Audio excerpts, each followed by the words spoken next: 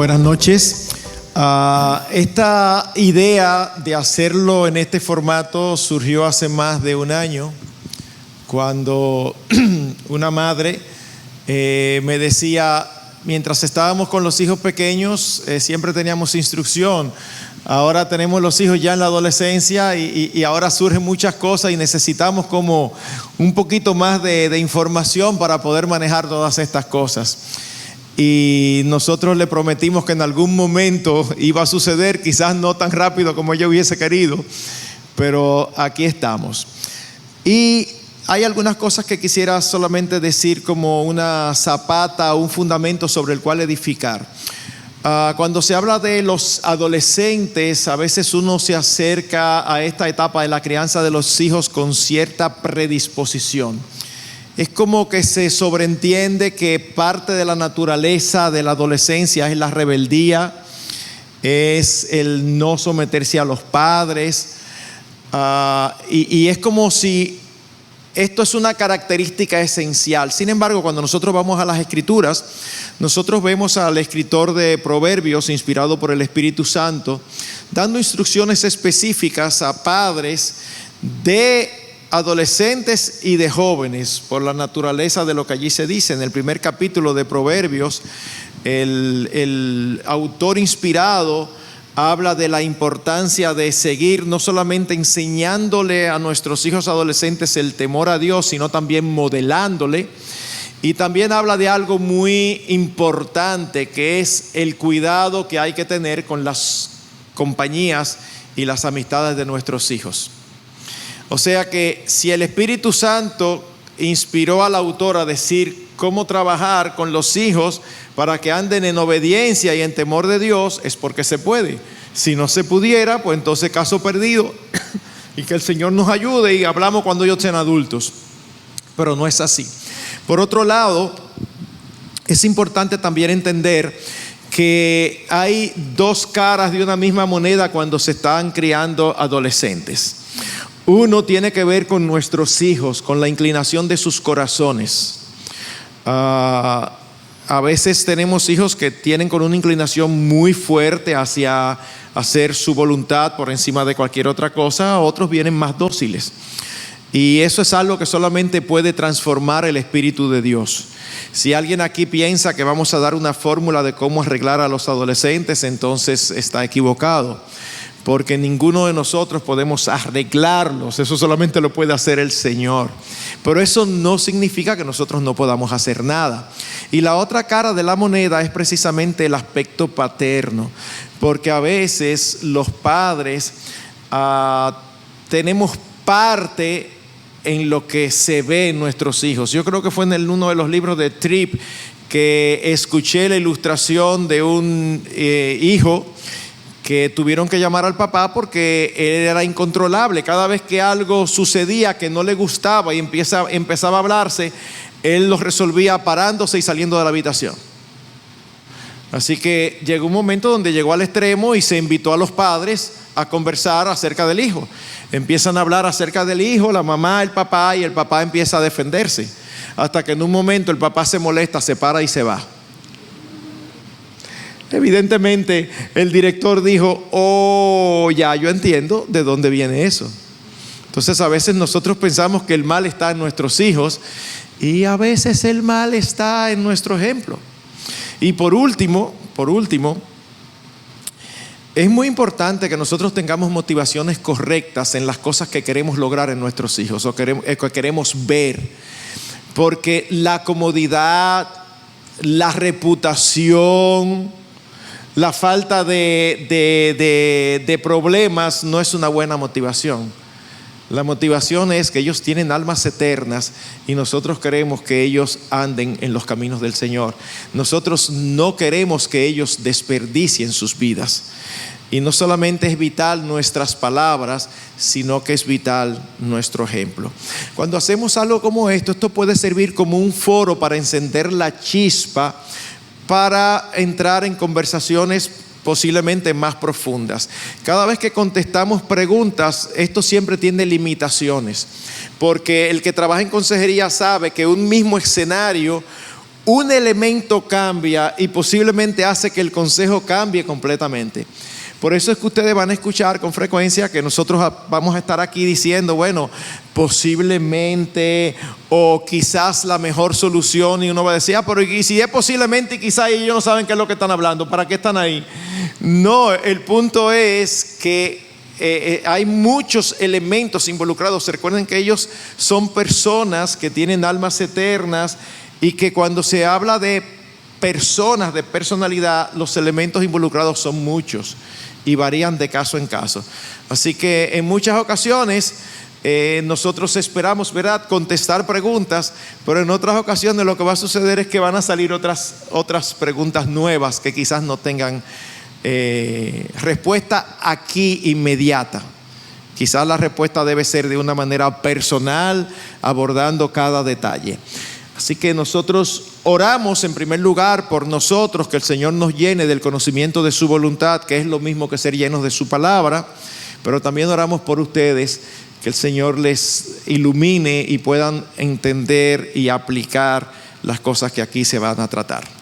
Así que sin más, dejo a nuestro moderador.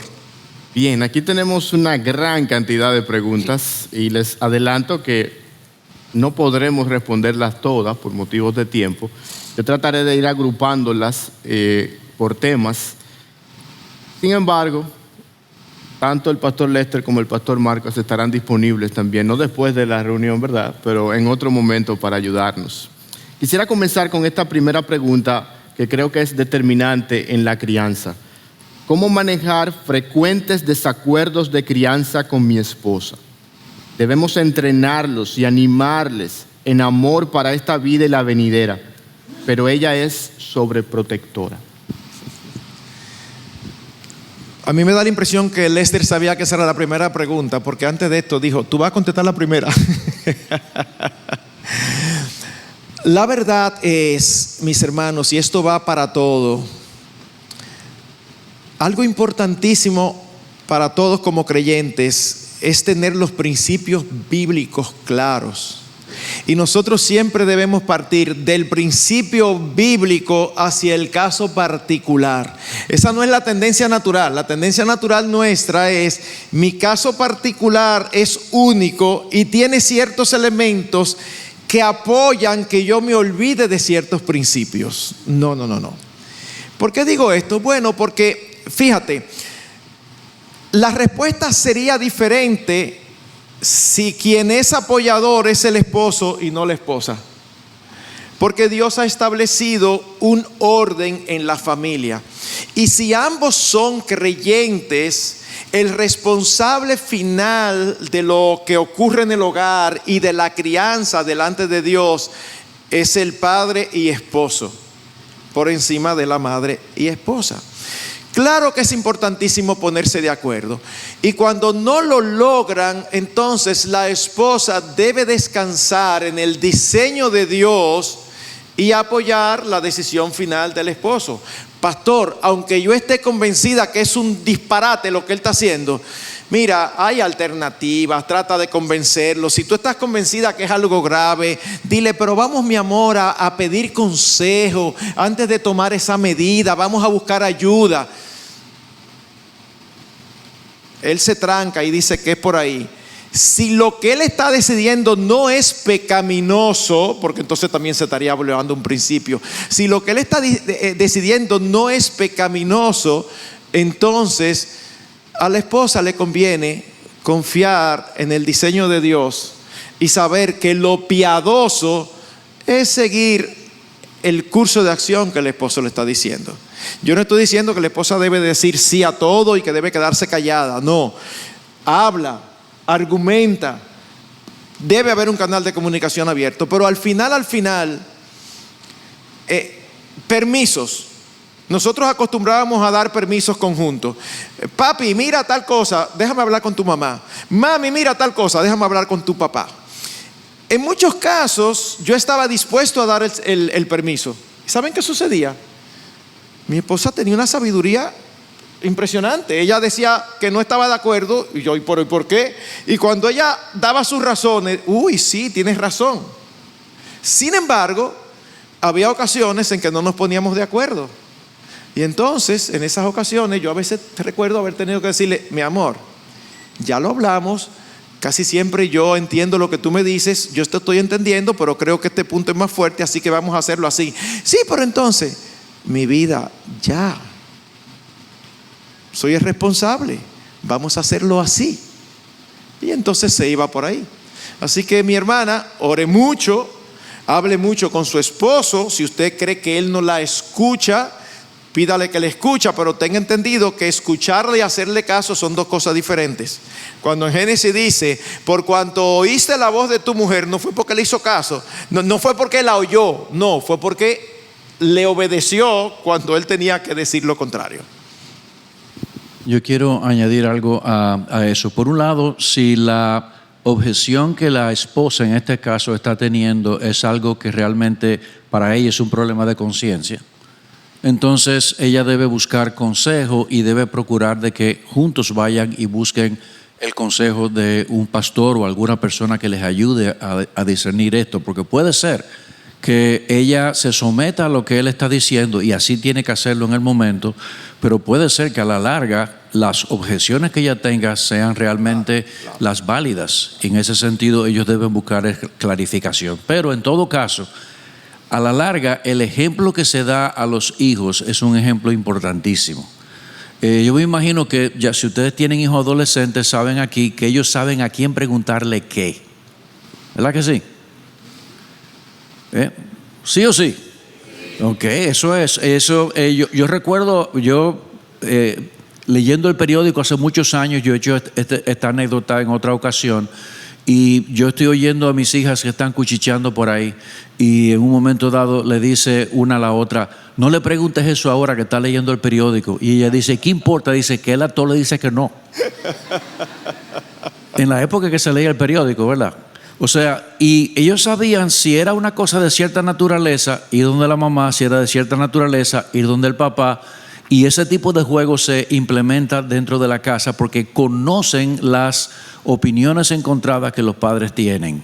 Y eso es algo que nosotros no lo podemos esconder, honestamente, porque eso es algo que se da en la interacción diaria. Sin embargo, en nuestro caso en particular, lo que nosotros decidimos hacer fue que cuando se tratara del varón, yo tenía que tener la vara alta para determinar qué se iba a hacer en última instancia, porque mi esposa como mujer no podía ver lo que hay detrás de la cabeza de un hombre. Y yo empezaba a hacer preguntas que ella no hacía. Y yo le decía: pero ¿con quién es tal cosa? No, ¿qué es esto? Pero y tal cosa y tal cosa. Cuando mi mujer tomaba esas decisiones, yo le decía: ¿tú le preguntaste esto? No. Digo yo: ay, te enredó. O sea, nosotros tenemos que tener eso bien claro. Sí, es verdad lo que tú dices, pero esas cosas se dan en la dinámica. Claro. Bien, a continuación hay unas cuantas preguntas sobre el uso de la vara. De hecho, hay una media docena de preguntas que yo quisiera resumir. Por ejemplo, ¿por cuáles razones hay que darle vara a los hijos? ¿Cuándo comenzar? ¿Cuándo terminar de dar la vara? ¿Y qué hacer en sustitución de la vara? Más o menos eso va la línea de las preguntas acerca del tema. Siempre las preguntas que implican tiempo o edad, soy un poquito reacio porque no me gusta generalizar. Son preguntas típicas. Si uno habla de noviazgo, ¿a qué edad puedo tener novia? Si uno habla de esto, ¿hasta qué edad se puede? Es que eso varía. Pero vamos a empezar con lo primero. La vara no es una varita mágica de una hada madrina para todo lo que no nos gusta. No, el uso de la vara es para la desobediencia, es para la rebeldía flagrante. Hay cosas como la pereza, la desorganización, que no es, está desorganizado, vara. No, eso tiene que trabajarse de otra manera. Pero sí, nunca debe dejar de usarse cuando tú le das una orden específica y el niño decide no obedecer. Tiene que tener sus consecuencias. Habiendo dicho eso, la edad de empezar, ¿sabe quién te la va a decir? El niño. El niño.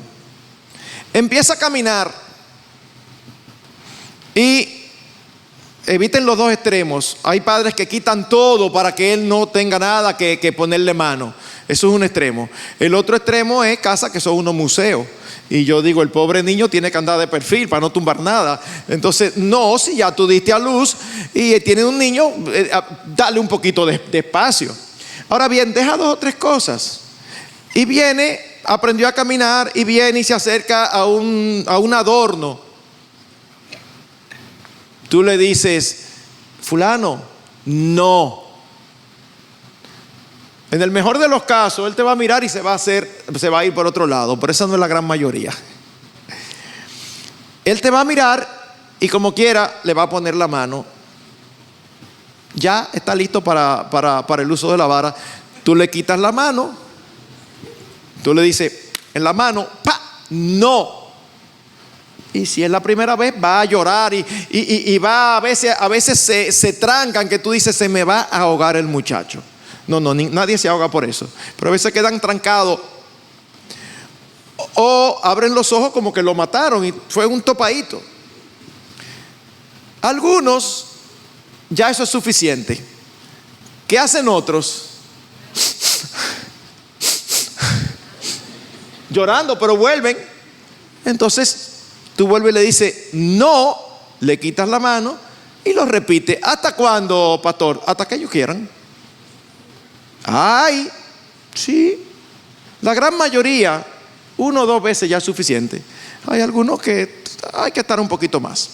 Ahora, ¿hasta cuándo? Bueno, mis hermanos, si usted se pasó la niñez de sus hijos usando la vara de manera bíblica, es decir, de manera amorosa, no maltratando, sino usándola como la Escritura enseña, entonces, mire, puede ser que en algún momento tenga 11, 12 y usted hace tiempo que no la usa y como dice un pastor amigo mío, se le mete un canal de afuera. Entonces usted dice, déjame yo recordarle cómo son las cosas. Que usted use la vara, no va a pasar nada, no se va a frustrar ni nada. ¿Por qué? Porque creció en eso y eso lo ve natural. Ahora imagínese que usted escucha esta instrucción por primera vez a los 11 años y usted quiere llegar a su casa a usar la vara. La cosa se complica. La cosa se complica porque no hay una base sobre la cual empezar. Así que una edad, no. Yo recuerdo en una ocasión, una de mis hijas, yo decidí que se había sobrepasado y que necesitaba ya con cierta edad. Y el problema fue que yo no encontré la vara porque hacía tanto tiempo que no se usaba. La busqué por todos los lados, creo que tuve que usar una correa o algo así. Entonces, eso no se puede poner como algo automático hasta tal edad. Pero llega una edad donde definitivamente ya uno tiene que empezar a cambiar. Si uno ha hecho un trabajo como debe ser, se supone que ellos han aprendido a obedecer. Y siempre le digo esto a los padres, el propósito de nosotros es que obedezcan, no que no inventen. Porque a veces los padres, pero este muchacho se inventa, bienvenido a la niñez. No, el propósito no es que no inventen. El propósito es que cuando tú le dices no, pastor, pero tengo que decirle no 15 veces al día. Sí, pero es por lo mismo. No, porque es una cosa, bueno, ¿qué tú quieres? Eso es parte del entrenamiento. Ahora, cuando ya llegan a una edad, camino a la adultez, a la adolescencia, entonces uno tiene que empezar a cambiar el mecanismo y empezar a suprimir privilegios. ¿Y qué privilegio le suprimo? Bueno, tú sabes que tú vas a tener que hacer, detectar cuáles son los ídolos del corazón de tu hijo. ¿Qué significa eso? Aquello que para ellos es importantísimo. Esos son los privilegios que tú le vas a quitar. Porque un muchacho que no le gusta, por ejemplo, ver televisión, y tú le dices, no va a ver televisión, tú no estás logrando nada. Ah, pero él lo que le gusta es armar rompecabezas. No va a armar rompecabezas por 3 días. Por decir algo, inventando. Lo que quiero decir es, nosotros tenemos que saber qué es lo que para ellos es importante. Y cuando hablamos de los ídolos del corazón, es que a veces los muchachos piensan que hay cosas de este lado del sol sin las cuales no se puede vivir. La vida es inexistente. Ustedes saben cuál es lo mayor ahora mismo, ¿verdad? No todos, pero la gran mayoría. No se puede vivir sin la tecnología. No se puede vivir sin pantallas. Y eso es una cosa que en algunos casos causa una crisis severa. Bueno, pues eso te dice que hay un problema serio ahí, que eso es un ídolo del corazón con el cual hay que trabajar. Entonces tú vas suprimiendo, porque ellos entienden que tener, por ejemplo, una pantalla, eso parece que es un derecho humano. Y ellos entienden que si tú, que tú no tienes derecho a suprimirle eso, tú eres casi digno de reo de cárcel. Cuando no, ellos tienen que saber que es un privilegio. ¿Y quién se lo enseña? ¿La escuela? No, el gobierno menos, no. Nosotros los padres tenemos que enseñarles que muchas de las cosas que ellos tienen son privilegios, y por lo tanto los privilegios pueden ser usados dependiendo de qué tanto se cumplen con las responsabilidades. Vivimos en una época que solamente habla de derechos y uno no oye hablar de responsabilidades. Bueno, pues miren, debemos de enseñar a nuestros hijos que hay responsabilidades. Esto sí es un privilegio, esto es una responsabilidad. Cuando tú cumplas esto, no hay problema con tener esto. Tú no cumples tu responsabilidad, no tienes eso. Excelente. Ya que usted mencionó los dispositivos electrónicos, hay varias preguntas que tienen que ver con eso. Una de ellas es la siguiente: ¿cómo trabajar con un preadolescente que por amor a las pantallas es capaz de maldecir incluso a sus padres, hacerse daño y desear morir, y decir que el infierno es mejor? Hay otras preguntas sobre el tema de los dispositivos electrónicos, como por ejemplo cuando los usan demasiado, cuando la influencia que reciben por medio de ellos es mala. ¿Cómo lidiar con ese tipo de problemática? Bueno, antes de yo entrar en esta pregunta, yo quería hacer un comentario adicional a lo que Marcos estaba mencionando hace un momentito. Y es el hecho de que ciertamente el uso de la vara se utiliza para que nosotros llevemos a nuestros hijos a la obediencia. Pero cuando uno va a Hebreos capítulo 12 y uno ve allí que dice que Dios a quien recibe por hijo, azota a quien recibe por hijo, al final de esa descripción que aparece allí, dice que Dios disciplina a sus hijos con el propósito de que participen de su santidad. Y a mí me gusta pensar en el hecho de que nosotros vemos la santidad de Dios, ese reflejo de la santidad de Dios en la ley moral de Dios. Y la ley moral de Dios nos habla a nosotros de honra a tu padre y a tu madre, obedece a tu padre y a tu madre, no mientas, no robes, no codicies, no mates. Y yo creo que ese tipo de cosas deben estar incluidas cuando nosotros utilizamos la vara con nuestros hijos. Cuando hay un espíritu de mentira, cuando hay un espíritu de codicia, cuando hay ira que lleva a hacer daño a la otra persona, que según Jesucristo es digno de muerte, ¿verdad? Dice que, oíste que fue dicho, no, no matarás, pero yo te digo que el que se enoja ya hizo eso. Y yo quiero añadir eso porque no quiero que lo limitemos únicamente a que yo le digo algo y dice que no. O sea, hay cosas que ellos hacen que pueden ser dignos de nosotros sentarnos, llevarlos a ver su pecado, confesar ese pecado y entonces utilizar la vara de la corrección. Y quiero añadir una dimensión más. Yo pienso que nosotros a veces pensamos en la vara como un instrumento que es en sí mismo algo firme. Yo lo que quiero que ustedes vean que la vara simplemente es una herramienta más con la cual Dios nos ayuda a nosotros discipular a nuestros hijos. Porque en realidad la crianza, sea con niños pequeños o sea con adolescentes, es un discipulado. Nosotros hablamos aquí en la iglesia de que esta es una iglesia de discípulos que hace discípulos. Pues mire, ¿usted tiene hijos en su casa? Sí, usted tiene que hacer esos discípulos. Y parte de ese trabajo, en el caso de los padres, es la autoridad de poder usar ese tipo de herramientas para traer obediencia a la vida de nuestros hijos en todo ese orden de ideas. Así que yo quería añadir esto. Ahora, en cuanto a la pregunta que tú hiciste de las pantallas, yo me pregunto, y yo me imagino que ustedes también se preguntarán, ¿cómo llega un joven preadolescente a tener una actitud de esa naturaleza ante algo que los padres le están diciendo no lo puedes usar? Maldecir, quiere matarse. ¿Qué significa eso? Bueno, la impresión que yo tengo inmediatamente es que ha sido una persona que ha sido expuesta sin control a este tipo de cosas y que de repente el padre dice, me enseñaron tal cosa, se acabó. Y el muchacho empieza a reaccionar de una manera violenta. Yo creo que eso es algo realmente, una condición así es una condición muy difícil y que conlleva que nosotros tengamos un espíritu amoroso, cuidadoso y que le manifieste realmente a ellos que nosotros estamos preocupados por ellos y sentarnos y usar la autoridad que Dios nos ha dado para nosotros decir, fíjate, yo tengo la convicción de que eso te hace daño y la forma en la que tú estás reaccionando me indica que ya te ha hecho daño y todo lo que yo debo hacer ahora porque te amo a ti es retirártelo.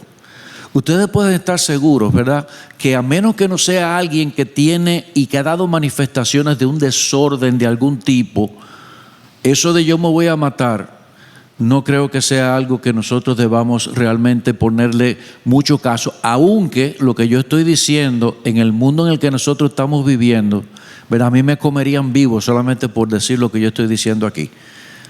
Hoy día la psicología nos dice que si un niño dice, me voy a matar, hay que crear todo un sistema para venir, para tener el cuidado. Y nosotros sabemos que puede ser de cuidado según el perfil que uno ve en la vida de los niños. Pero no todo el que dice yo me voy a matar realmente tiene esa disposición, muchas veces para llamar la atención.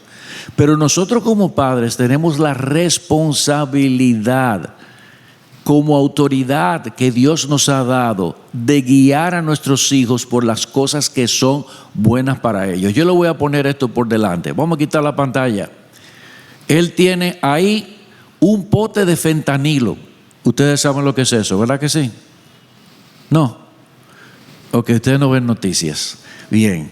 Fentanilo es la droga que está de moda por la cual Estados Unidos está peleando con México porque hay una invasión y hay más de 700,000 personas que han muerto en Estados Unidos este año solamente por el uso de fentanilo.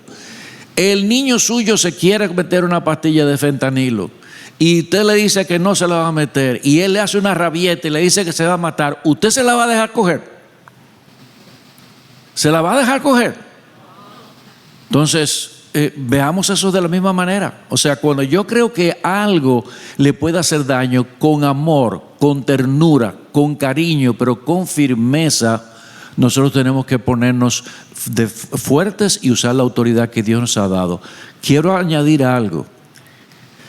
No pretendan que ustedes van a tener ningún tipo de resultado en la vida de sus hijos si no metemos el ingrediente que él mencionó al principio, el Espíritu de Dios y nuestra vida de oración.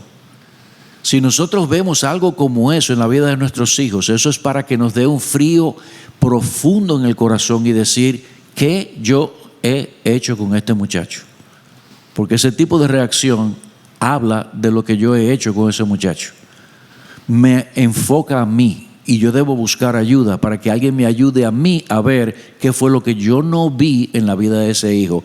Pero aún así se lo quitaría y se lo prohibiría. Definitivamente, eso no es negociable. O sea, nosotros somos autoridad sobre nuestros hijos.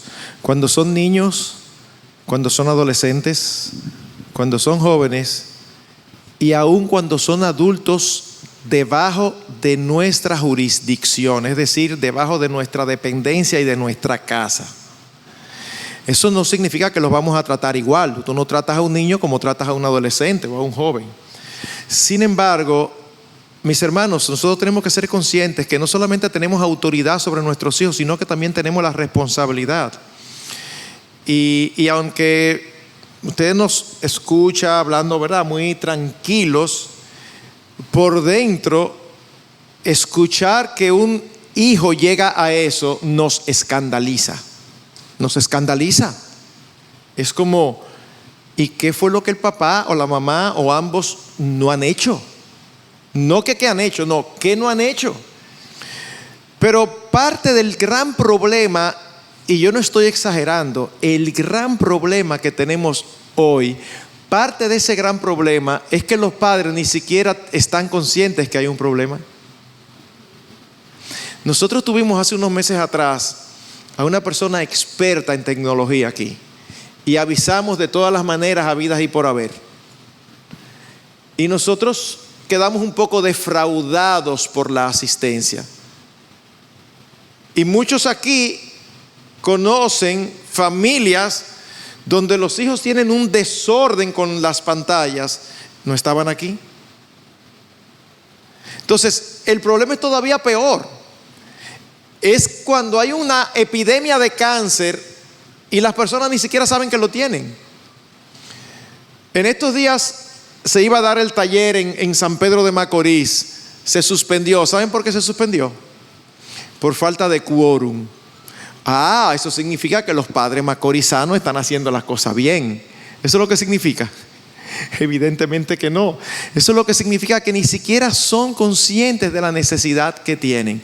Entonces, de la manera más categórica y simple posible, ningún joven debe ser permitido de expresarse de esa manera ni de actuar de esa manera, porque ya hay un daño hecho y serio.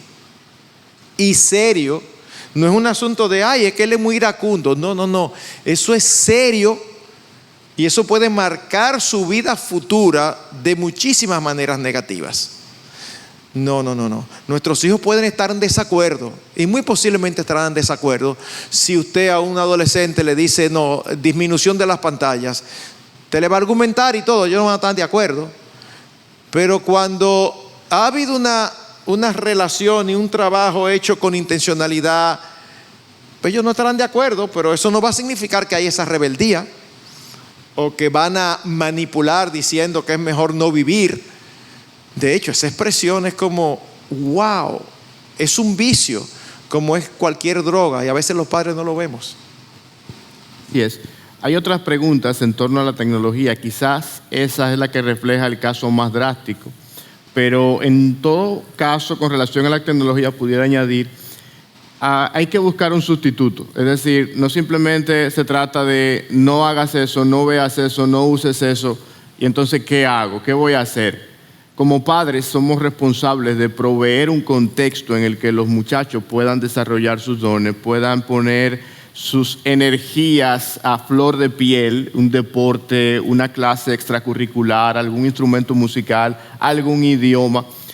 Sería iluso pensar que encerrar a un chico en una casa por 3, 4, 5 horas en una tarde y no esperar que él va a desarrollar cierta adicción a los dispositivos electrónicos. De modo que tener eso pendiente. Y por otro lado, el ejemplo de los padres. Si ellos nos ven a nosotros conectados 24/7, aún en la comida, aún en la cena, aún en el desayuno, aún en nuestra cama, es cuesta arriba que ellos puedan tener la madurez suficiente como para dejar los equipos cuando nos ven a nosotros todo el tiempo conectados.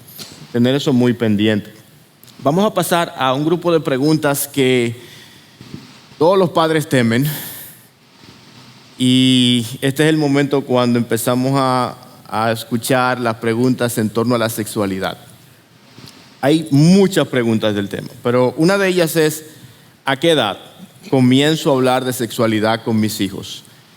¿Cómo les hablo de sexualidad de una manera apropiada según la edad? Vamos a empezar con esas dos y luego seguimos con unas cuantas más. A una edad menor de la que nosotros empezamos con los nuestros. Porque es que la cosa ha ido acelerándose.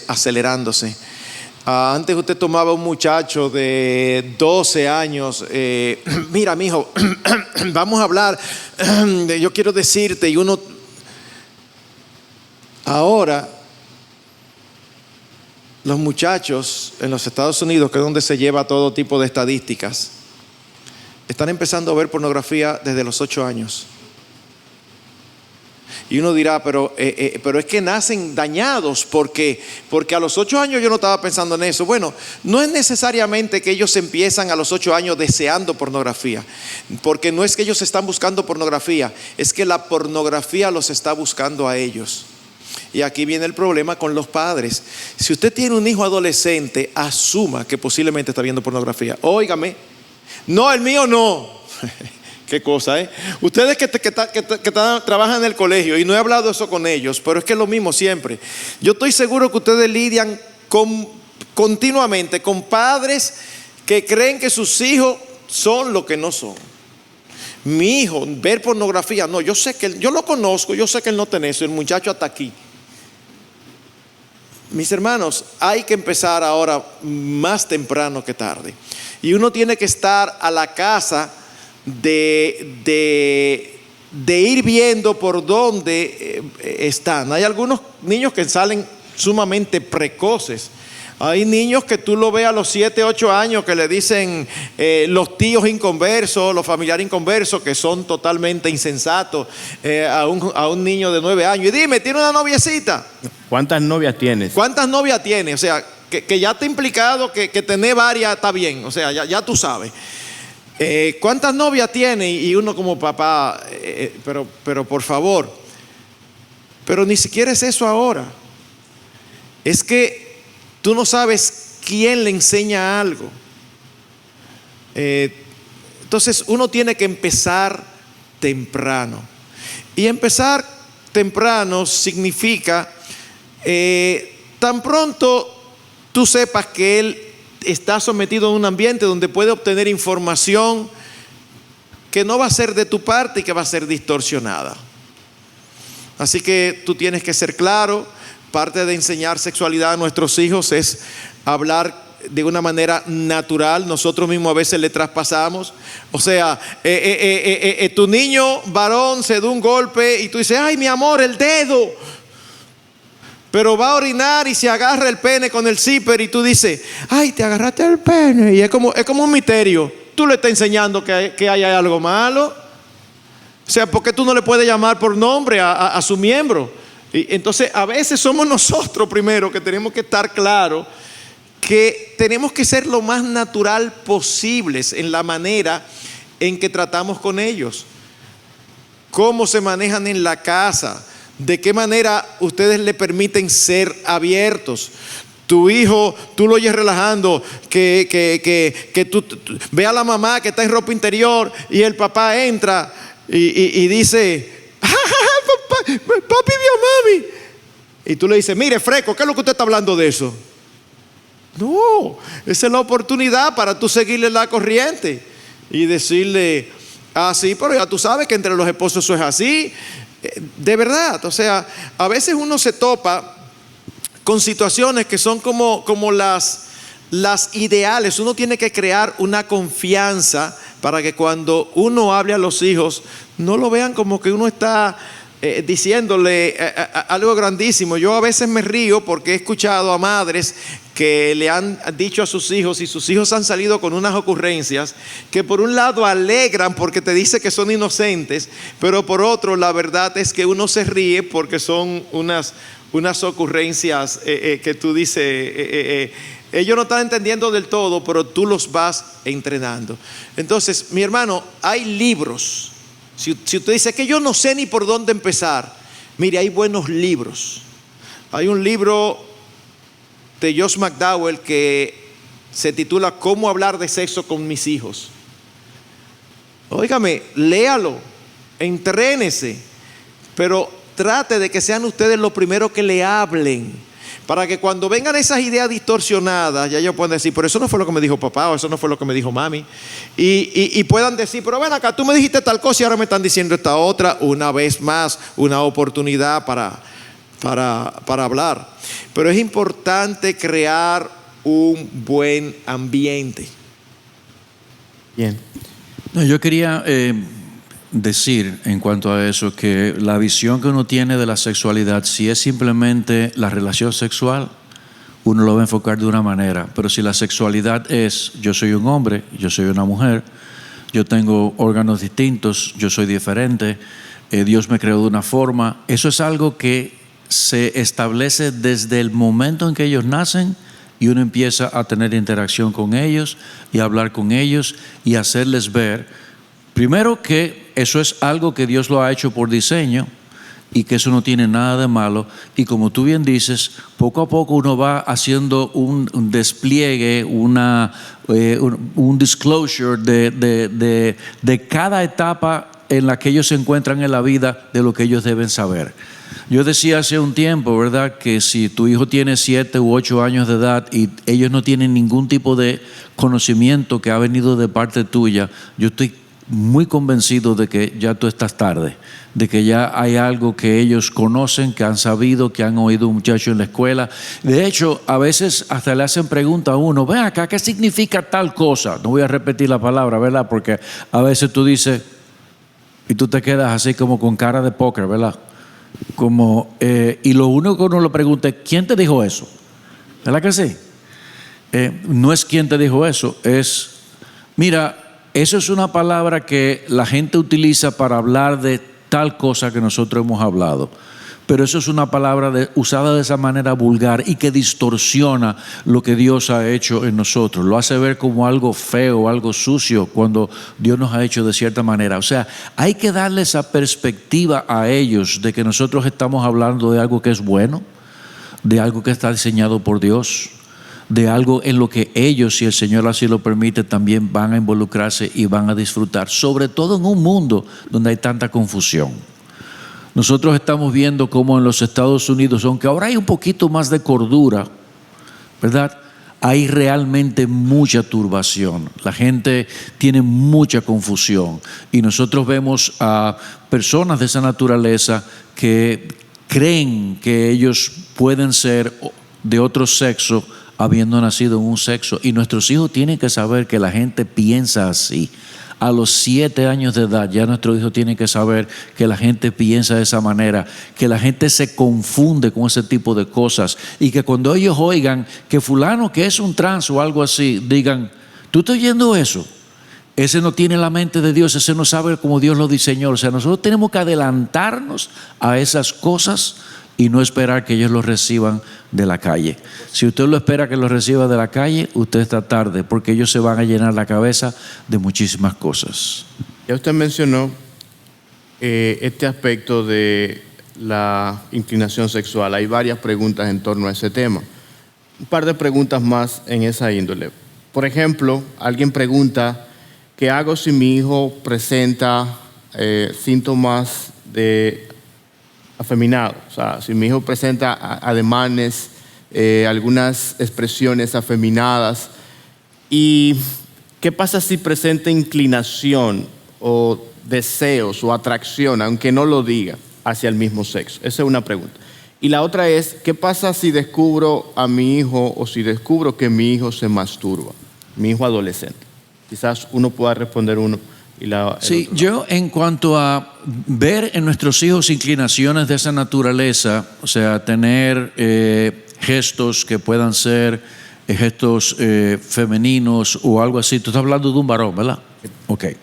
Es algo que nosotros podemos tratar. Primero, de nuevo, les digo, ¿verdad?, cuando uno nota ese tipo de cosas, uno no puede pensar que uno es Superman y que uno va a venir y que uno va a controlar y detener eso. Las cosas no suceden de esa manera. Nosotros siempre tenemos que pensar que todo lo que nosotros vemos en la vida de nuestros hijos es algo que está allí, que Dios lo está trayendo para que nosotros nos involucremos, trabajemos con ellos y que nosotros podamos guiarles a la verdad. Lo primero que yo haría es tomar las Escrituras y de una forma directa o indirecta hablar sobre cuál es el patrón que Dios tiene para los hombres, la masculinidad, ¿qué es lo que hay? ¿Cuáles son perdónenme el inglés, ¿verdad?, pero los traits que tiene, los aspectos que nosotros podemos ver en un hombre, y nosotros tratar de hacer cosas con nuestros hijos que les lleven a desarrollar esos aspectos de carácter que un hombre debe tener? Nosotros debemos, como tú mencionabas ahorita, no solamente enseñarles, no solamente orar con ellos, sino también involucrarlos en actividades que le ayuden a desarrollar ese tipo de cosas. Por ejemplo, es artista, le gusta pintar, le atraen los colores rosa. Ustedes conocen gente así, ¿verdad que sí? Nosotros conocemos personas de esa naturaleza. ¿Qué hacemos nosotros? Bueno, si le gusta pintar, yo no le voy a decir no pinte, sino le voy a cortar la mano, pero lo voy a poner a jugar a karate o un deporte donde le den 2 o 3 golpes para que tenga que sacar hombría, tenga que luchar con ese tipo de cosas, y nosotros guiarlos, sustituir ese tipo de inclinaciones que ellos puedan tener. Primero, bíblicamente, y en segundo lugar, con ejemplos. ponerle a personas al lado que ellos puedan verlos y puedan imitarlos, que sean de esa persona que uno dice, esas personas son hombres, o sea, hermanos que uno ve con características de hombres muy marcadas, que lo lleven de campamento, que hagan cosas, o sea, actividades que le lleven a él a ir en contra de esa inclinación natural que tú dices que él está manifestando, llenándole la mente y el corazón primero y luego llevándole a practicarlo de una forma que puede inclusive hasta serle agradable a él. Y hay muchas otras cosas que podemos hacer, pero eso yo haría con él. Bien. Depende también mucho la edad en la que eso empieza a manifestarse, porque yo he tenido la oportunidad de trabajar con casos donde se notan rasgos afeminados en la niñez, y eso evidentemente preocupa mucho a los padres, pero eso no necesariamente tiene un significado más allá. Es como entrenar a los padres, enséñale hábitos masculinos. El padre, papá, varón, debe de ser intencional en salir más con él, en estrechar lazos y estar más cerca e involucrarlo en actividades masculinas, varoniles. Y muy posiblemente con el paso del tiempo se van a dar cuenta que eso sencillamente eran comportamientos externos, que no había algo más allá. Si uno se escandaliza y le arma un lío, entonces la cosa se puede poner peor. Es manejarlo de una manera intencional, crear hábitos. Hay aspectos culturales que se ve, o sea, si él se te para y te pone la manito así, tú le dices, no, los hombres no se paran así. Eso no es un asunto de machismo, es un asunto hasta cultural, que tú le estás enseñando ciertos patrones culturales propios de la masculinidad. Ahora bien, si realmente hay una inclinación al mismo sexo, uno tiene que saber manejarlo en el sentido de, eso es una inclinación pecaminosa y eso no te define, eso hay que trabajarlo. Porque muchas veces estas personas dicen, bueno, si Dios me hizo así. No, Dios no te hizo así. Ay, si entonces, ¿por qué? Yo no busqué eso y eso me salió natural. Ah, ok, perfecto. Los hombres que están aquí, no me levanten la mano, pero todos ustedes están súper contentos con sus esposas, le pasa por al lado un monumento con poca ropa y ustedes ni siquiera tienen la tentación. Si ustedes toditos me dicen eso, entonces digo, bueno, tú estás al lado de un grupo de mentirosos que hay que trabajar con ellos. ¿Qué quiero decir? Bueno, eso es una tentación propia de esta naturaleza pecaminosa, pero no significa que porque yo tengo un deseo eso está bien. O sea, los jóvenes solteros muchas veces piensan que tan pronto ellos se casen, sus problemas de inmoralidad van a cesar. Mentira, eso no es verdad. Se casan, sudan su fiebre, se acostumbran, viene la normalidad y de un momento a otro se atrapan a sí mismos siendo tentados. Bajo ese argumento, entonces, bueno, pero si a mí me trae, eso me define. No, eso no te define. Entonces tú tienes que enseñarle a tu hijo que esa es una manifestación pecaminosa de su naturaleza, con la que hay que trabajar seriamente porque le puede arruinar la vida, y sobre todo porque si es pecaminosa, lo más importante de todo es que es algo que Dios aborrece. Como Dios aborrece el adulterio, como Dios aborrece la fornicación, como Dios aborrece una serie de cosas. Entonces uno tiene que ser muy claro y muy intencional, porque usted sabe lo que está sucediendo, ¿verdad? En países como los Estados Unidos y otros, donde desde que el niño dice me siento como una niña, de una vez quieren empezar a hacerle hormonas, a operarlo, y en muchos casos cuando llegan ya a la adultez, ellos se lamentan de haber sido operados, de haber sido tratados de esa manera. Un niño no tiene el criterio, la sabiduría ni la madurez para tomar ese tipo de decisiones. Puede ser, y los hay, hombres y también mujeres que tienen esa atracción hacia el mismo sexo, y algunos quizás se pasarán la vida luchando con eso. Pero una cosa es la lucha y otra cosa es el pecado. Y eso también es importantísimo de entender, porque yo me temo que habemos cristianos que entendemos que una tentación ya es pecado y nos define. No, mis hermanos, son luchas de este cuerpo de muerte. Yo tengo en mi oficina un libro que se llama Atracción hacia el mismo sexo. Y lo escribe un pastor que ha luchado toda su vida con eso. Está casado, tiene hijos y dice que no es una lucha que ha desaparecido por completo, pero al mismo tiempo da testimonio de que nunca ha caído en ese pecado. Entonces, ¿qué vas a hacer? ¿Vas a juzgar a ese hombre por su lucha? No lo vamos a satanizar, pero hay que trabajarlo, porque de que es pecaminoso, es pecaminoso. Yo quería añadir solamente, y esto ya no tiene que ver específicamente con los niños o jóvenes que tienen ese tipo de atracción, sino que lo que yo mencionaba sobre el hecho de que esos aspectos que definen a un hombre como el servicio, la protección, la provisión, son cosas que nosotros debemos enseñárselas a todos nuestros hijos varones, no solamente a los que tienen ese tipo de inclinación. O sea, nosotros como familia deberíamos cultivar esos aspectos en la vida de ellos, de manera que ellos al crecer simplemente hayan visto eso a través de todo su crecimiento y puedan entonces ser esa clase de hombres también. Ese es el tipo de cosas donde uno ve cómo la cosmovisión circundante nos influencia más de lo que nosotros somos conscientes.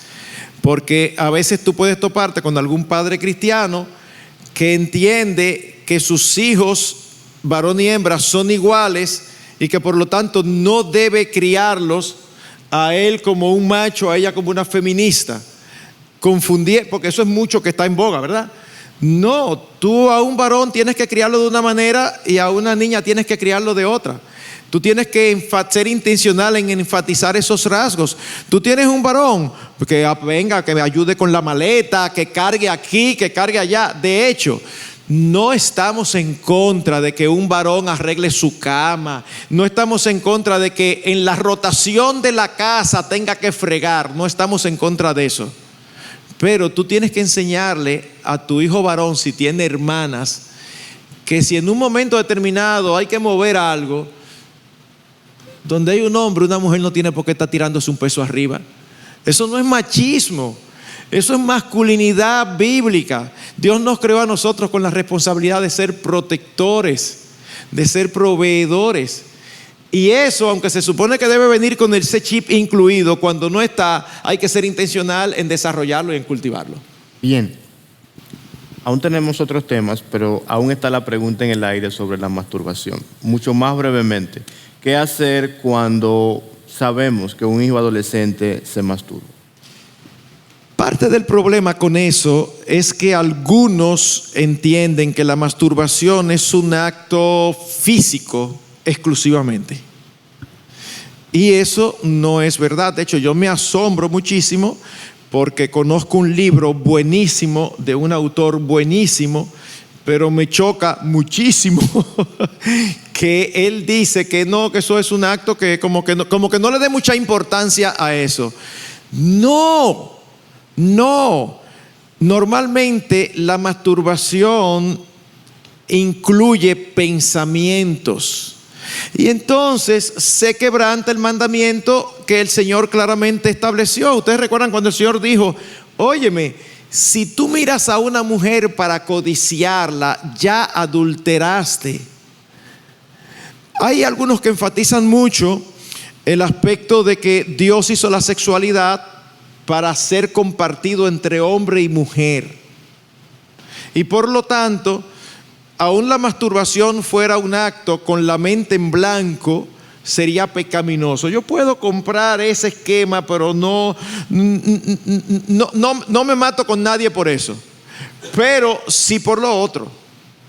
O sea, que me digan que se hace la masturbación como uno se encuentra a veces una postillita y yo no sé qué es lo que tiene, ay, qué rico, y uno se está haciendo la postillita, yo no estoy pensando en más nada, sino que estoy disfrutando mi postillita. La masturbación generalmente no es así.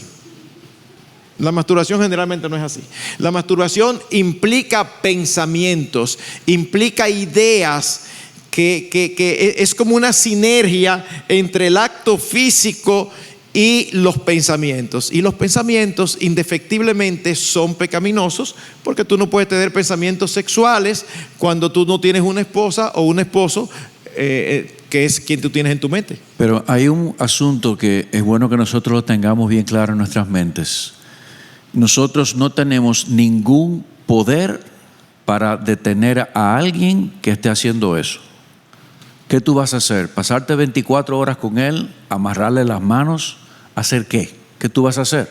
Que no sea instruirle, que no sea orar, que no sea decirle, mira por qué tú no debes hacer esto, mira por qué tú te debes guardar. Pero ¿saben qué? Nosotros no vamos a entrar al baño con ellos, nosotros no vamos a estar en todos los lugares con ellos. Eso es algo que van a hacer de la voluntad del muchacho y decir, no, esto es algo con lo que yo tengo que terminar. Y eso es importante que lo sepamos.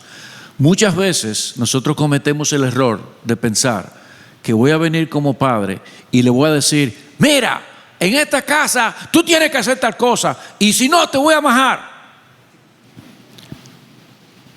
Ah, está bien. Y él te va a decir, sí, papi, sí. Vete. ¿Y qué va a pasar? ¿Sabe lo que va a pasar? Que cuando le venga la tentación, lo va a hacer. Lo va a hacer, aunque tenga el miedo de que tú lo vayas a majar. Eso es una determinación personal. La persona tiene que decir, Dios me está viendo, esto es algo que yo no debo hacer. Y para eso, instrucción, oración, para que el Señor ponga ese pensamiento. Hermanos, el único agente de cambio que Dios ha dado en este mundo se llama el Espíritu Santo. Óigame bien, nosotros no tenemos la fuerza para cambiar a nadie. Y nadie puede cambiar por sí mismo si el Espíritu Santo no le da la fortaleza para hacerlo. Así que tengan eso. Y no piensen que por hablar duro, que conozco a muchos hombres que piensan que por hablar duro ellos ya lograron el objetivo que tenían por delante. Eso no se va a poder. Eso es una determinación personal. Estando totalmente de acuerdo con eso, no quisiera que se malinterpretara algo. El hecho de que tú no vas a entrar en el baño con él o no vas a estar vigilándolo no significa este concepto actual de no, el niño tiene privacidad. Yo no puedo revisar su ropa, yo no puedo revisar. No. Y en el momento que sea que tenga 15 o 17, ojalá que sean 17 y más, que usted le va a poner un celular en su mano. Pastor, pero usted está quedado, ya aquí tienen celulares de él. Bueno, está bien, cada cual que lo haga, pero yo entiendo que eso es una falta de sabiduría. Perdónenme, no me puedo callar. Pero, habiendo dicho eso, ¿tiene 17? Sí, ¿quién paga el celular? Él, no, lo pagas tú. Y es una forma de decir que tú tienes autoridad. Entonces, óyeme, pero tú debes de estar de privacidad. Tu hijo no le estés revisando. No, él tiene que saber, yo te voy a revisar cuantas veces yo quiera. Repito, tú no vas a impedir que él vea pornografía, si eso es lo que él quiere, porque de alguna manera está con los amigos. Pero yo voy a hacer todo lo que esté a mi alcance para que no sea así, todo lo que sea mi responsabilidad, y te voy a hablar y decir todo el mal que eso hace, lo aborrecible que es para el Señor, las consecuencias que pueda tener, y te entrego en manos del Señor con mi supervisión de lo que yo sí puedo hacer. Está claro que nosotros tenemos que tener autoridad para poner límites en nuestra casa. Eso es lo que tú estás hablando. O sea, yo tengo la capacidad de revisar y eso. Y eso es correcto, debemos poner límites. Pero yo lo que quiero es insistir en el hecho de que no es porque yo lo estoy vigilando y yo tengo límites que ellos van a dejar de hacer lo que van a hacer. Lo que estamos nosotros es impidiéndole oportunidades, pero él va a buscar otra oportunidad. Yo tengo la convicción de que cuando un muchacho determina hacer algo, todo lo que va a pasar es la oportunidad para él hacerlo. si lo determinó, lo va a hacer. Muy difícilmente no lo haga. Lo que nosotros tenemos que orar al Señor para que el Señor le ponga los estorbos y Él no lleve a cabo los deseos que Él tiene de llevar a cabo. Porque eso es lo único que podemos hacer nosotros. Aún con un adulto, yo he tenido que lidiar como pastor con varios casos de jóvenes lidiando con pornografía que manifiestan el deseo de dejarla, y definitivamente hay sacrificios que hay que hacer, pero tienen que tener la convicción. Yo le doy ciertas recomendaciones, le pongo ciertas restricciones que ellos deben ponerse a sí mismos, porque yo no estoy ahí ni tampoco en mi responsabilidad. Pero a veces no se quiere pagar el precio de evitar ciertas cosas. ¿Cuándo normalmente tú ves eso inadecuado? No, cuando estoy cansado y me meto a la habitación con el celular. No te metas a la habitación con el celular. Entonces lo ven como, ay, pero entonces, pero tú quieres dejarlo o tú no quieres dejarlo. Pero al final, tú no lo vas a poder evitar.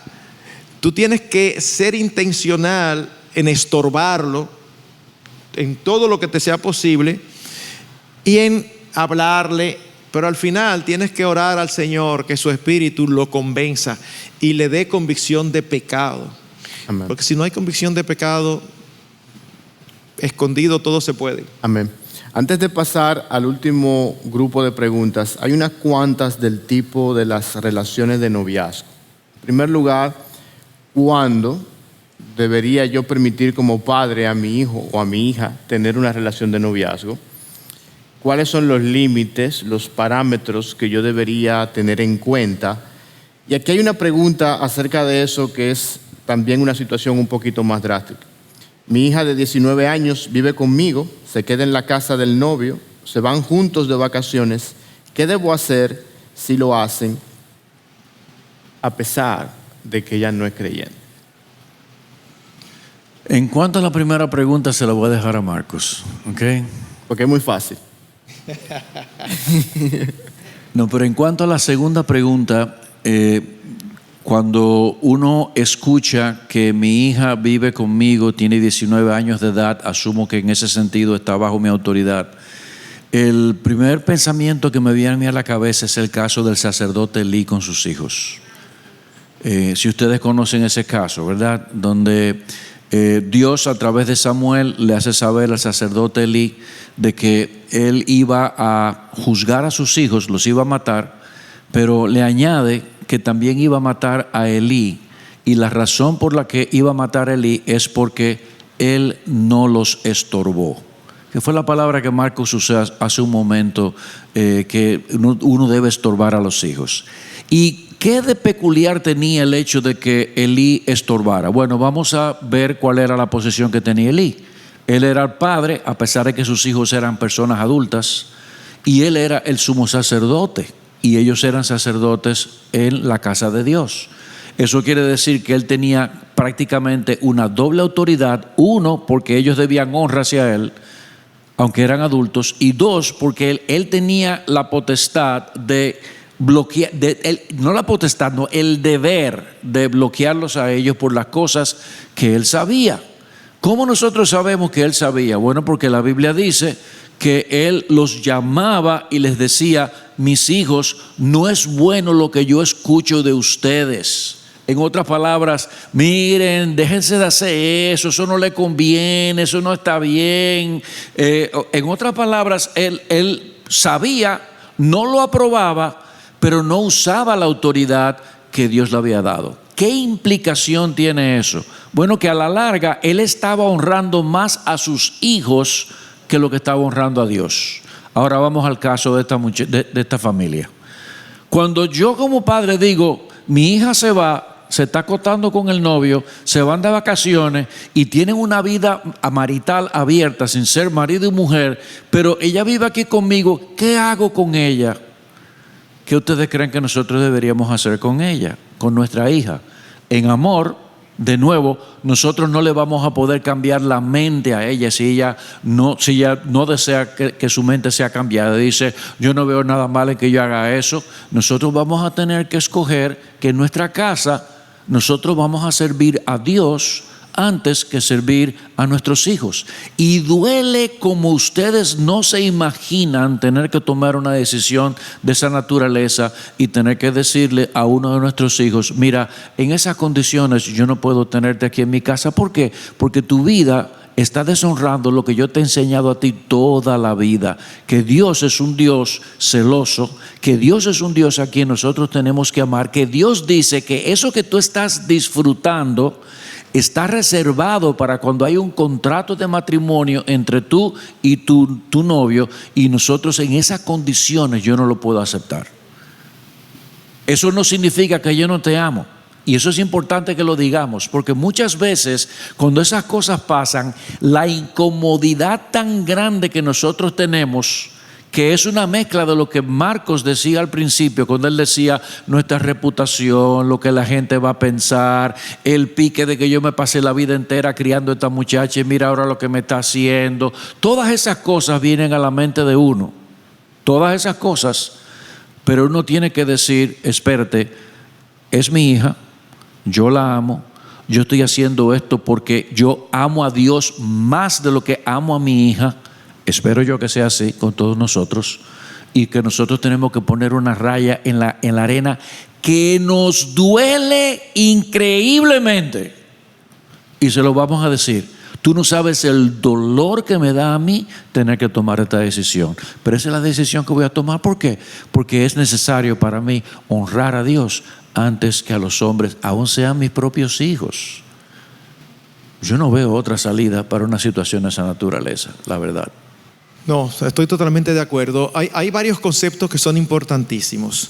A veces nosotros los padres creemos que como nuestros hijos son inconversos, si tenemos hijos inconversos ya jóvenes o adultos, tenemos que negociar ciertos principios.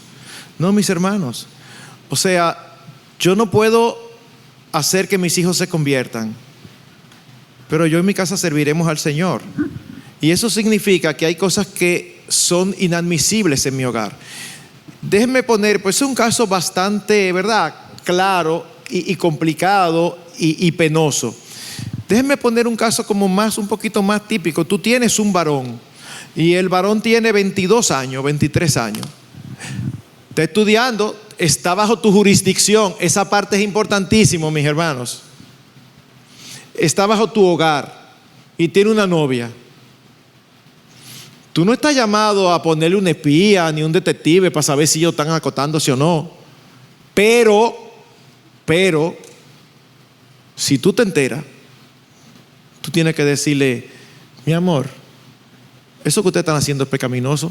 Papi, pero tú sabes que eso lo hace todo el mundo. Nosotros somos adultos. Sí, mi amor, pero mientras tú estás aquí en esta casa, tú no puedes estar haciendo eso. Ah, pero entonces, yo soy un adulto. Bueno, tu comida la pagas tú. O sea, realmente no se puede ser adulto para una cosa y para otra no. Entonces, en ese caso, cuando no quieren hacer caso, es lo que dice Lester, lo más conveniente es decirle, mira, yo hasta te ayudo a que te independices, a mudarte aquí en un apartamentico, lo que sea. ¿Por qué? Porque cuando ellos se independizan, lo que ellos hagan, si están pecando, nos sigue doliendo, pero ya nosotros no somos responsables. Ya nosotros no somos responsables, porque a los jóvenes les encanta decir, es mi vida, sobre todo cuando son inconversos, es mi vida, no te metas. Ah, es tu vida. Pero cuando queda embarazada, ¿a quién le quieren ajustar el bebé? A los abuelos. No, pero es tu vida. Entonces, resulta que ahora que yo que pensaba en esta etapa estar disfrutando de mi esposa sin responsabilidades, resulta que ahora tengo un bebé a los 50, a los 60. ¿Por qué? Porque es tu vida. Eso es mentira, no es tu vida. No es tu vida, lo que tú haces al final va a afectar a todo el mundo. Pero los encargados de ser firmes en esa área somos nosotros. Pero vuelvo e insisto en que esto tiene uno que cuidar su corazón para no tener una conversación de esta naturaleza en ira, en incomodidad. Lo daña todo. Yo quisiera que las cosas fueran de otra forma. Yo te amo como tú no te imaginas. Y yo me imagino que todos los que estamos aquí amamos a nuestros hijos. Que eso es algo que no es un cliché, pero ellos tienen que saber que ese amor está ahí, ellos tienen que saber que a uno le duele, ellos tienen que saber que es una decisión que yo no te estoy haciendo esto a ti, eres tú que estás tomando esa decisión. Porque si tú decides cortar con eso, no hay ningún problema. Tú puedes quedarte aquí conmigo. Es tu decisión. Eres tú que estás tomando esa decisión. O sea, no sé si me doy a entender. Ese corazón a la hora de transmitir eso es extremadamente importante. Dios nos ama y Él dice en su palabra, tanto en el Antiguo como en el Nuevo Testamento, que la base de la disciplina es el amor. ¿Qué sucede con aquellos que Dios no ama, que no son suyos, que hacen y deshacen y Dios lo deja a veces? ¿Por qué? Porque tarde o temprano ellos van a recibir su merecido, no son de Él. Es lo que Hebreos 12 muestra y era lo que no entendía el salmista en el Salmo 73. Pero ven acá, Señor, estos son unos tiguerazos y mira, viven bien. Es como si el Señor le dijera, tranquilo, que ellos van a tener su paga, esos no son míos. Ahora, a los míos, como yo los amo, yo quiero lo mejor para ellos y yo los voy a estorbar.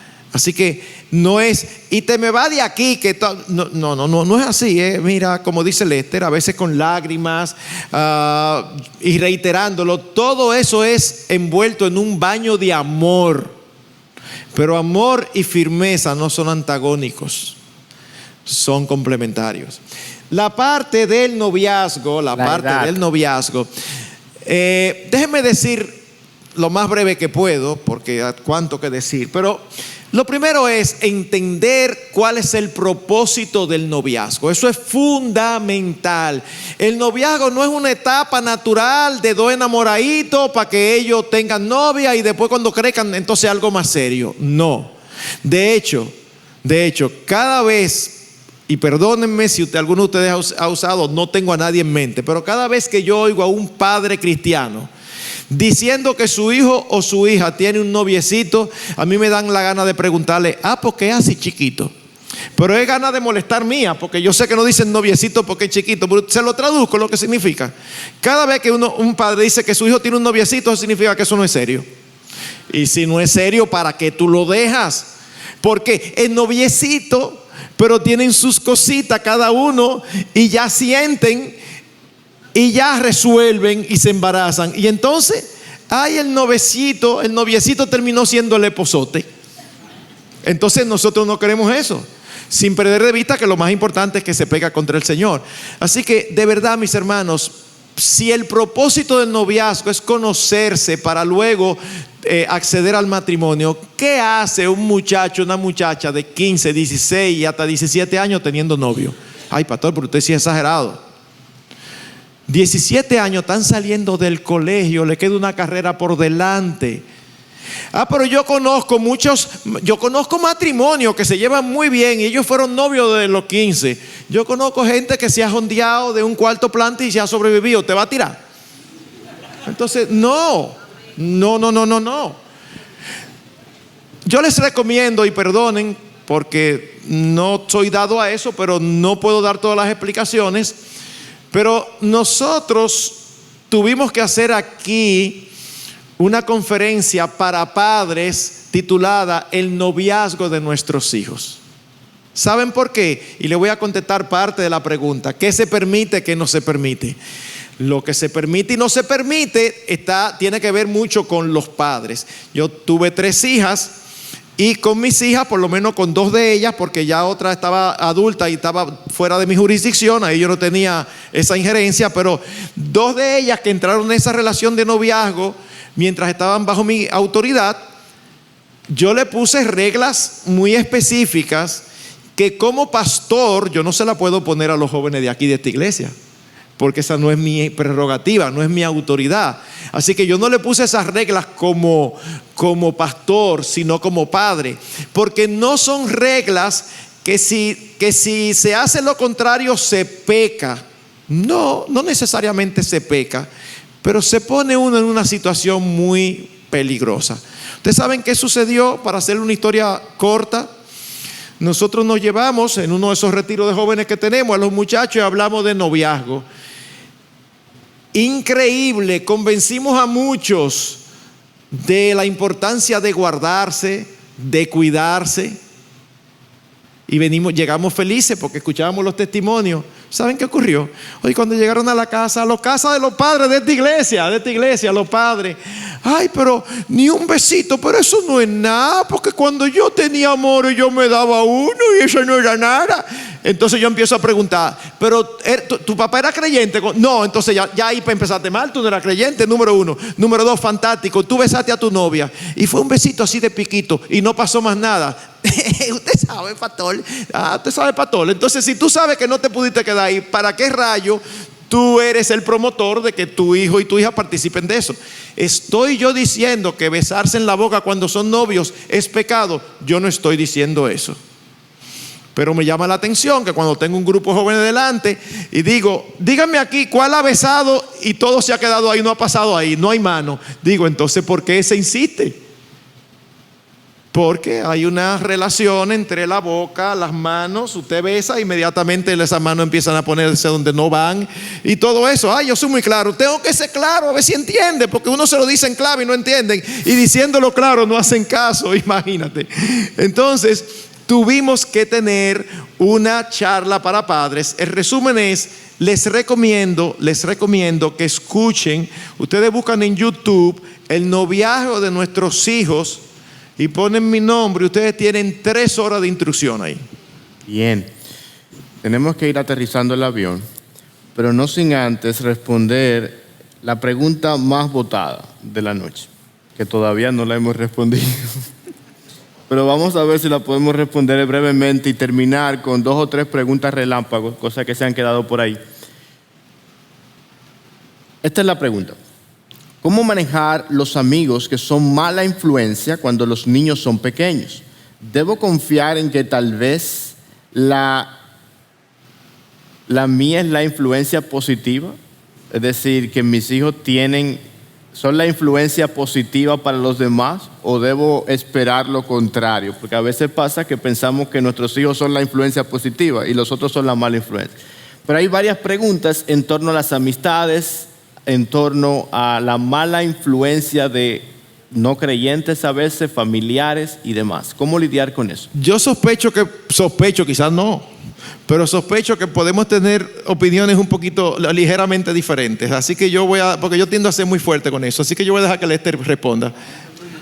Arranca tú y yo te contradigo. No, al contrario, como yo sé que tengo la postura más fuerte, arranca tú y después de lo que tú digas yo matizo. Bueno, cuando yo escucho ese tipo de preguntas, ¿verdad? Por un lado, nosotros siempre debemos tener cuidado con las influencias que nuestros hijos reciben. La Escritura es clara al decir, ¿verdad?, que nosotros debemos cuidar con quién nosotros nos juntamos, nosotros mismos y aún nuestros hijos, porque nosotros podemos aprender las costumbres de las otras personas.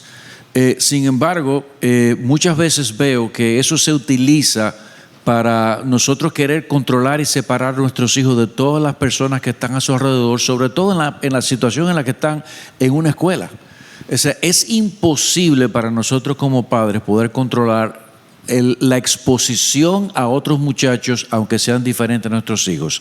Ahora, fuera de ese contexto, donde yo manejo otro tipo de relaciones, donde a qué casa va, con quién se junta, con quién yo llamo, a quién yo invito a mi casa, en ese tipo de situaciones sí yo puedo ser más estricto y decir, yo creo que a mi hijo le conviene esta persona, pero no le conviene tal persona, no lo voy a invitar, o por lo menos no lo voy a invitar solo para que cultive una relación estrecha de amistad. Pero yo creo que en ese contexto sí yo lo puedo hacer, pero hay otros contextos en los que yo pienso que nuestros hijos tienen que aún exponerse a otro tipo de gente. De hecho, a veces llegaban a la casa y decían que tal niño, tal cosa era muy molestoso, y lo que uno trataba de hacer era de decirle cómo tú debes abordar, cómo tú debes tratar, cómo tú debes relacionarte con ese tipo de muchachos. Y yo lo digo porque en la época en que yo estuve criando, precisamente, mi hijo varón era un muchacho inquieto. Era una persona que se le ocurrían muchas cosas, era muy intrépido, era muy arriesgado, y si vamos a decir así, se pensaba en una mala influencia, él podía haber sido una mala influencia para otros. Y yo recuerdo haber visto a él tener una relación de amistad con alguien que yo le llamé y le dije a ese padre, mira, yo veo que tu hijo y mi hijo se están reuniendo mucho y juntándose mucho y yo quiero que tú sepas, ¿verdad?, que mi hijo es de tal forma y pudiera pasar tal cosa. Y lo que él me respondió a mí me sirvió como una lección de vida. Él me dijo, yo no estoy viendo al muchacho, yo estoy viendo al padre detrás del muchacho. Así que yo estoy tranquilo con eso. Y ahí nos quedamos. Porque, y es verdad, esos dos muchachos hicieron una amistad muy cercana, muy cercana a través de los años en la escuela. Y honestamente no fue para mal, fue una relación que fue para bien. ¿Me entiendes? Entonces, yo tengo esa tendencia, yo no soy tan estricto en ciertos contextos, soy más estricto en el contexto personal. Pastor Marcos. Sí, yo tiendo, sobre todo cuando están pequeños, porque yo pienso que sí, que uno tiene que prepararlos para lidiar ciertas situaciones, pero para uno mandar a los soldados a la guerra hay que prepararlos primero. No hay que ir como quiera a la guerra, sí, pero vamos a darle su entrenamiento. Entonces, hay casos y hay casos. Puede ser que haya un niño, una niña que a ti no te hace mucha gracia la forma como está siendo criado y que puede ser un mal ejemplo y tú decides, bueno, manejarlo. Pero hay casos que tú dices, no, cuando tú escuchas cosas que tú dices, no, o sea, niños incontrolables y los padres no hacen nada. Pero fíjate que tú estás hablando, el niño es incontrolable y el que está detrás no hace nada. Evidentemente.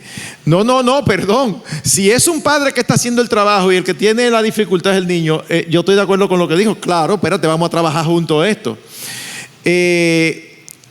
Y yo tendía a ser un poquito fuerte porque, mis hermanos, es que uno ve en la Escritura que una mala compañía le desgracia la vida a alguien. O sea, no es solamente como hay para que aprenda. No, dice que aprende sus maneras.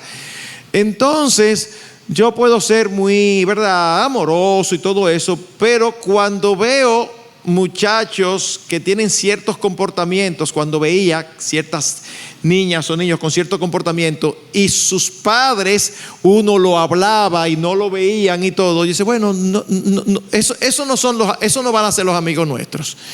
Y había momentos donde sí yo llegué a decir, no quiero ninguna juntadera con fulano o fulana. Tú le dices, y por favor no vayas a decirle, es que mi papi me dijo que no me juntara contigo. Pero aunque tú se lo digas, ellos lo van a bombear. ¿Saben qué? Yo prefiero que alguien se incomode conmigo a que me afecte la vida de un niño.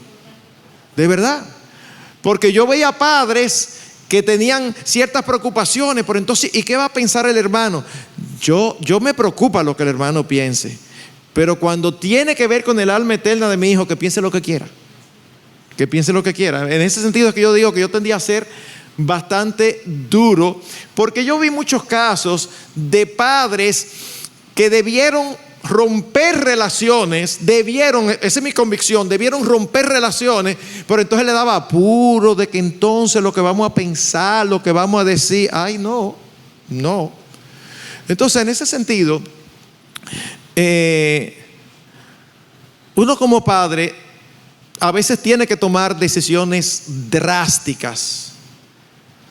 Y después, con el paso del tiempo, uno ve los senderos hacia donde se dirigió cada vida. Y tú dices, wow, mi hija pudo haber estado ahí si yo no la estorbo en esa relación. Porque yo no sé por qué razón.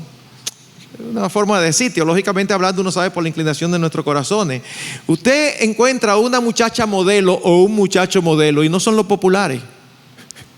Los populares son los tigres. Los populares son los que rompen las reglas. Los populares son los que hacen cosas que los demás no hacen, aunque sean malas. Entonces, en lo que los hijos míos aprenden que eso no se debe seguir, yo voy a hacer todo lo posible para evitar que esas relaciones se den. Yo voy más lejos y esto es real. En toda iglesia ocurre que uno está sometido a un púlpito y oye lo mismo. Pero el hecho de que oigamos lo mismo no significa que tiene los mismos resultados en todos. Entonces, ¿qué pasa? Cuando nosotros estábamos criando, en la misericordia del Señor, vino esta instrucción a nosotros y una gran parte compramos esa instrucción. Pero, como posiblemente ocurre con ustedes, habían amigos nuestros que escuchaban lo mismo y no compraban. Entonces, ¿qué pasa? Que estaban criando diferente. Y nosotros veíamos que no tenían ningún problema con aspectos que nosotros veíamos como que era mundanalidad, no tenía problemas. Entonces, en un momento, y esto es real, hubo dificultades aún relacionales entre adultos, porque decían, no, pero aquí ustedes nada más invitan a fulano. ¿Por qué tú nunca me has invitado a mí a la playa, por ejemplo? Bueno, si tú me lo preguntas, no sucedió, pero ¿verdad? Si tú me lo preguntas, bueno, porque vamos a la playa, tú le vas a hablar a tu hijo va a ser así, va a hacer lo que le da su gana y no va a pasar absolutamente nada. Ay, yo no quiero que mis hijas estén en ese contexto donde después llego yo a casa, pero tú eres el papá peor porque tú a mí no me dejas y allí le permiten todo. Entonces yo me evito ese problema. No, tú y yo somos amigos aquí en la iglesia, pues juntos no vamos a salir. Ay, pastor, pero son hermanos en Cristo. Sí, somos hermanos, yo no tengo ningún problema con eso. Pero yo estoy librando a mis hijos de la mala influencia. Ahora bien, algo que siempre digo, usted ha oído una frase muy común. No, es que ese lo dañó a la juntilla, ¿verdad? Usted ha oído eso. ¿Usted alguna vez ha conocido a los padres de la juntilla? No, porque nadie parece que la juntilla no tiene papá. O sea, los que son malos nunca, no, eso parece que no tienen papá, porque yo nunca he oído. No, yo sé que mi hijo es terrible, yo no quiero que se junten con él porque me es una mala influencia para los otros. No. Entonces uno tiene que tratar de ser lo suficientemente objetivo como para decir, y como yo sé que Lester haría y que yo haría delante del Señor, lo digo, que si tengo una hija inconversa y se me acerca y se acerca a ella interesado, uno de los muchachos de la iglesia que aman al Señor y todo, el primero que le va a decir, ¿y qué tú estás buscando? Esa muchacha no es creyente. En lugar de como yo veo a padres, a mí a veces se me acercaban hermanos aquí, me decían, ay, a mí me encantaría que mi hijo y la tuya se gustaran. Y yo por dentro decía, ay, vamos a ver que el Señor, yo decía con la boca y por dentro decía que el Señor reprenda. ¿Qué pasó? ¿Cómo que sí? O sea, la mía están caminando en el evangelio y el tuyo obviamente inconverso. ¿Cómo que tú quieres eso? No, yo no quiero eso. Pero no solamente porque en este caso la mía es la creyente, es que si fuera al revés, yo tampoco lo quisiera. Y lo digo delante del Señor. No, ay, sí que es fácil decirlo. Delante del Señor se lo digo. Si es al revés y se me acerca un buen creyente a una hija o a un hijo mío que no lo es, yo soy el primero que le voy a aconsejar, no te metas ahí. Bien. Mis hermanos, tenemos que terminar, pero quisiera hacer 2 preguntas relámpago. 1 minuto para cada pregunta. La puede responder uno por una y el otro la otra. Con trueno incluido. Con trueno incluido. Prepárenlo, por favor. Consejos básicos y prácticos para que los padres de niños pequeños puedan asegurar una estrecha relación con ellos en la adolescencia y las demás etapas de la vida. ¿Quién la responde? Hable mucho, comparta mucho, sacrifíquese. Que yo tengo una cena y yo tengo una actividad. No es que usted no puede salir con la gente adulta, pero cuando usted se metió a papá, usted tiene una responsabilidad y ellos quieren a su papá y a su mamá. Tiene que invertirle tiempo, tiene que variar su estilo de vida. Eso no gusta, pero tú quieres o no quieres ganarte el corazón de ese muchacho. Porque un muchacho que tú te ganas su corazón cuando es niño, cuando es adolescente, él puede patalear y lo que sea, pero tú tienes su corazón. Pero el corazón no se gana cuando son adolescentes, se gana cuando son niños. Hazle el evangelio real, hazlos parte de tu vida ministerial, hazlos parte de la iglesia. No lo pongas a ellos a un lado. Ellos son parte de tu vida y deben estar incluidos en todo eso. Muchas veces cometemos el error de que nosotros compartamentalizamos nuestras vidas y decimos esto con el muchacho y esto lo otro y esto lo otro. No. Nosotros tenemos que cambiar nuestro estilo de vida desde que salgan esos muchachos y hacerlos partícipes de todo lo que nosotros somos partícipes y que ellos vean que el evangelio que nosotros vivimos no es simplemente restricciones, sino que es un evangelio de deleite, de gozo, de comunión. Amén. Bien, y finalmente, ¿Cómo poner en mis hijos o promover en mis hijos amor por la palabra, amor por la iglesia, que quieran venir no porque yo vengo, sino porque quieren venir ellos mismos? ¿Cómo hacer que se involucren en grupos de jóvenes? Un montón de preguntas que van en esa tesitura. Yo creo que está conectado con la pregunta anterior, totalmente conectado. Lo primero es, ¿eres tú una persona que ama la palabra? ¿Tú amas al Señor Jesucristo? ¿Es Cristo el centro de tu hogar? ¿Es la palabra algo que se deleite, que se trabaja dentro de tu casa? Porque si tú no tienes eso, tú no se lo vas a poner al otro. Hay una expresión que nosotros escuchamos y que para mí es totalmente cierto, es que nadie da lo que no tiene. Y a veces uno quiere que los hijos sean buenos lectores y tú nunca coges un libro. Que sean personas que tengan buenas amistades y relaciones y tú vives trancado frente a un televisor. Que sean personas que se involucren en los ministerios, que vayan al 222 y que vayan al qué sé yo qué, y tú no vas ni a esta charla, tú no vienes. O sea, ¿qué es lo que tú esperas que pase con esos hijos? Ellos van a hacer lo que tú haces. Y eso es algo que nosotros tenemos que entender. Nuestros hijos no se van a llevar de lo que le decimos, se van a llevar de lo que ellos están viendo. Oigan bien, hermanos, lo que ellos ven en tu vida, eso es lo que lo va a controlar a ellos. Yo recuerdo una frase que Sujel ha usado en varias ocasiones, que dice que algunos ven la vida cristiana como una vida de santo aburrimiento. Si esa es la visión que tú tienes de tus hijos, tú no puedes esperar que ellos se entusiasmen. Ahora, si tú has entendido el Evangelio y tú has entendido que esto es lo único que tiene sentido, que Cristo no solamente nos da salvación, sino esperanza, sentido, propósito, y que es glorioso ser cristiano, pero no decirlo ni tampoco tenerlo en una calcomanía.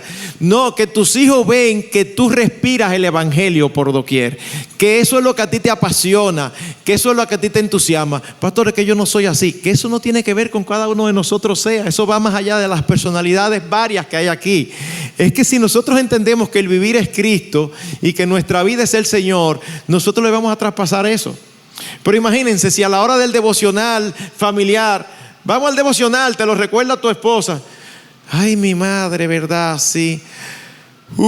Bueno, vengan. Ay. No importa lo que tú digas en ese momento. Tú vas a hablar palabras gloriosas, pero tú le estás mostrando que es una carga pesada. Pero si ellos se ven que tu vida, que tú todo el tiempo estás pensando en el Señor, en su reino, en su palabra, y todo lo filtra a través de las Escrituras y de la Biblia, y lo haces con entusiasmo, óyeme, ellos se pueden perder, porque no podemos salvar a ninguno. Pero tú vas a poder decir, estoy limpio de su sangre. El evangelio que yo le mostré fue un evangelio gozoso, fue un evangelio que valía la pena vivirlo, fue un evangelio entusiasta. Y eso es lo que nos toca a nosotros, ejemplificar lo que nosotros queremos que ellos aprendan. Amén. No seas la clase de marido que se pone contento cuando a la mujer se le olvida el devocional. ¿Ok? Bien, algunas palabras para todos los padres que estamos aquí. Hemos escuchado muchísimas cosas que pueden cargar nuestra mente, que pueden quizás desanimarnos. Y por otro lado, hacernos sentir insuficientes. ¿Qué podemos decirle a un padre que va a salir por esta puerta ahora con un gran reto por delante ante lo que ha escuchado? Pastor. Bueno, en primer lugar, yo quisiera realmente pensar que algunos en este lugar han escuchado estas cosas y que han reflexionado en su corazón y han dicho, ok, yo necesito cambiar algo en esta área de mi vida. Ojalá sea así.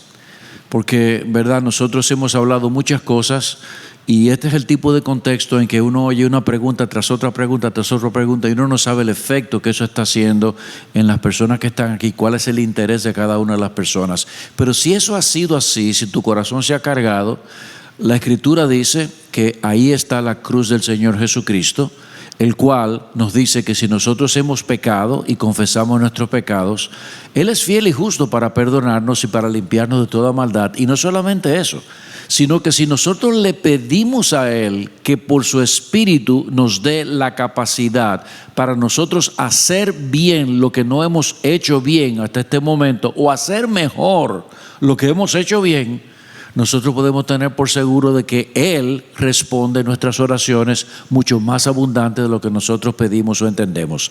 En Dios hay esperanza, hermanos. Nosotros servimos a un Dios que nos da esperanza, que si nosotros no tuviésemos la esperanza del Evangelio, este trabajo sería la cosa más pesada del mundo.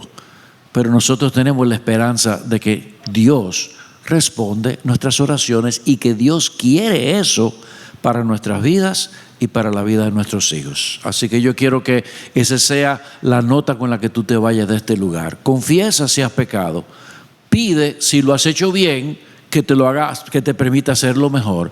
Y cree que Él tiene la capacidad y el deseo de responder esa oración.